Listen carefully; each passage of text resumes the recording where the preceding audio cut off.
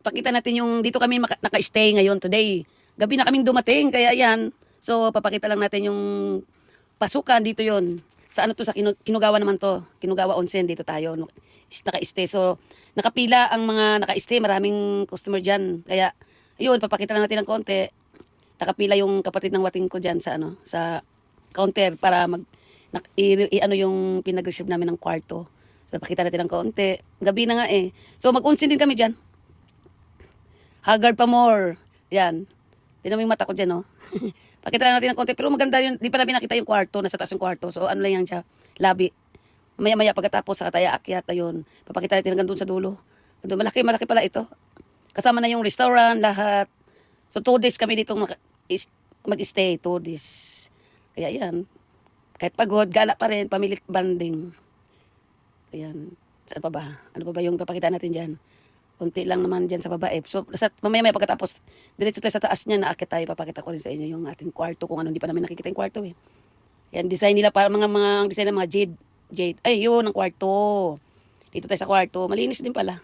Maganda rin, cute. Japanese style talaga kasi ano to eh. Onsen room.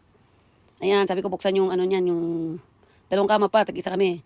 Ako naman kasi pag natulog, ayoko naman nang nag-iisa. Lalo't pagka hindi namin bahay. Gusto ko yung, alam ba, siyempre maraming nakahiga kaya dyan, di ba? Ayun, di ba madilim na? Kaya, pero pupunta rin kami dyan sa bundok. Mamaya kasi nandyan daw yung onsen na ano eh, na ano yung private onsen nga lang yung aming pupuntahan. So bukas kami mag-onsen ng marami. Pero bawal ang cellphone sa onsen. Bawal. Makakapasok ako sa onsen pag may cellphone, pag walang tao, walang nakakakita. Pero pag may mga tao, bawal yun. Kaya naka-onsen ako dyan, tinago ko yung cellphone eh. Yan, tubig, 2 kwarto. Yan lang siya. Ganyan lang. Tapos yung CR naman, mamaya tingnan natin yung CR dyan. Malinis. Ayan, tingnan nila. Malinis yung cute. Cute siya. Pero mga anik-anik, ayan. Pero hindi ko ginamit yung shampoo na yan. Ayoko. So, hindi ko nga alam buksan dyan eh. Yan, paano pa pagbukas niyan?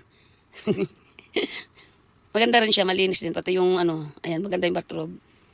Maganda. Tapos sa baba naman, sa CR naman, malinis din yung CR. Importante lang naman kasi dyan, malinis yung CR. Tsaka yung ano, kwarto. Tapos may malit na ref. Oh, di ba? Walang laman. Ito 2 araw lang naman tayo maka-stay dyan eh, di ba? So, basta